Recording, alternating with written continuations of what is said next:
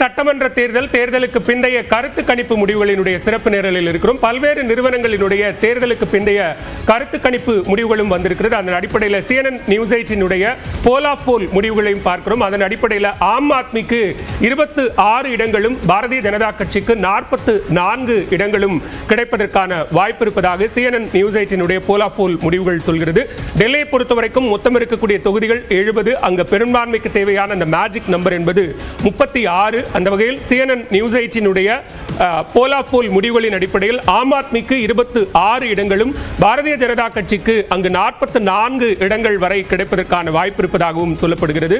காங்கிரசுக்கு அங்க ஒரு இடம் கூட வாய்ப்பில்லை அப்படிங்கிற இந்த முடிவுகளையும் நம்ம பார்க்கிறோம். சிவபிரியன், உங்களுடைய நிறைவு கருத்தாகவும் பதிவு செய்யல. அதுதான் இது ஒரு ஒப்பீனியன் எக்ஸிட் போல்ஸ் தான். இதை நான் ரொம்ப பெருசாக எடுத்துக்க வேண்டியதில்லை. பட் இது இண்டிகேட் பண்ணுது எலெக்ஷன் எப்படி வேணாலும் போகலாம். ஒன்று பாஜக இல்லை ஆம் ஆத்மி, இந்த ரெண்டு தான். ஆம் ஆத்மி பட் அரவிந்த் ஏற்கனவே சொன்ன மாதிரி இது 2015-20 ஆண்டுகளில் நடந்த தேர்தல் மாதிரி ஒரு ஒன் சைடடாக போகிறதுக்கான வாய்ப்பு இருக்கிற மாதிரி இதில் தெரியல.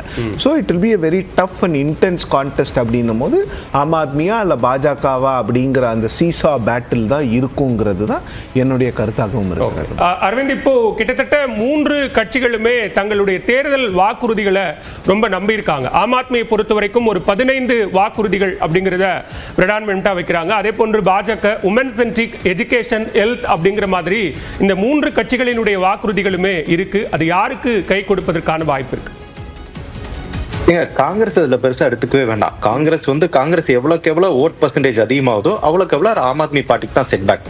காங்கிரஸ் 10% வாக்களை இந்த முறை தொட்டால் ஆம் ஆத்மி 30 சீட்டுக்கு மேல ஆம் ஆத்மி ஜெயிக்கிறதுக்கு வாய்ப்பே இல்லைங்க. 30 கீழே தான் போவாங்க. காங்கிரஸ் ஓட் அதிகமாக ஆம் ஆத்மி கட்சிக்கு தான் பெரிய அடிபடும்.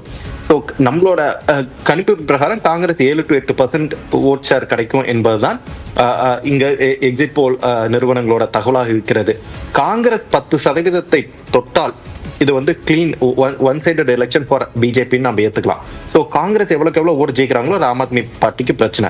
ஸோ நீங்க கேட்ட கேள்வி, இந்த விமன் சென்ட்ரிக் ஆன இந்த ஸ்கீம்ஸ் யாருக்கு அட்வான்டேஜா போகும்னா, ஒன்னு ப்ரூவன் ட்ராக் ரெக்கார்டு இருக்க ஆம் ஆத்மி கட்சிக்கு சற்று சாதகமாக போகும். ஏன்னா ஆம் ஆத்மி கட்சியோட சாலிடான ஓட் பேங்க் பாத்தீங்கன்னா பெண்கள் வாக்குகள் தான் ஆம் ஆத்மி கட்சிக்கு தற்போது வரை சட்டமன்ற தேர்தலில் கிடைத்துட்டு வருகிறது.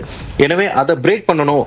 அதனால்தான் மோடி எல்லா கேம்பெயின்லயும் என்ன சொன்னார்னா, நாங்க ஆட்சிக்கு வந்தால் தற்போது கொடுக்கப்பட்டு இருக்கும் இலவச மின்சாரமும் இலவச தண்ணீரும் நாங்கள் தொடர்ந்து தருவோம். ஆனால் அதனையும் தாண்டி டெல்லியை நாங்கள் வளர்ச்சி பாதைக்கு கொண்டு போகும். வெறும் இலவச எலக்ட்ரிசிட்டியும் இலவச மின்சாரமும் இலவச தண்ணீர் மட்டும் இல்லாம டெல்லியை வளர்ச்சி பாதைக்கு கொண்டு போவோம். இது போல ஊழல்களுக்கு நாங்கள் அனுமதிக்க மாட்டோம். அதே போல ஸ்கூல்கள், பள்ளிகள், அதே போல வாழ்வாதாரத்தை நாங்கள் மேம்படுத்துவோம் என்பதுதான் பிரதமர் நரேந்திர மோடியோட பாஜகவோட எலெக்ஷன் வாக்குறுதியா இருந்துச்சு. இதுல என்னன்னா, இந்த டெல்லியை பொறுத்தீங்கன்னா டெல்லியோட டெமோகிராஃபி ரொம்ப ஒரு விசித்திரமான டெமோகிராஃபிங்க. டெல்லியை பொறுத்த வரைக்கும் டெல்லி பூர்வ வாசிகள் அப்படிங்கிறது ரொம்ப கம்மி தான். மற்றவங்க எல்லாருமே மைக்ரேட் ஆகி வந்தவங்க தான் டெல்லியோட வாக்காளர்கள் அதிகம். அதுல 1% சென்ட்ரல் கவர்மெண்ட் எம்ப்ளாயிஸ் அதிகம். ஏன்னா சென்ட்ரல் கவர்மெண்ட் எல்லா எம்ப்ளாயிஸுமே மெஜாரிட்டி ஆஃப் த எம்ப்ளாயிஸ் டெல்லியில் தான் பேஸ்டா இருக்காங்க.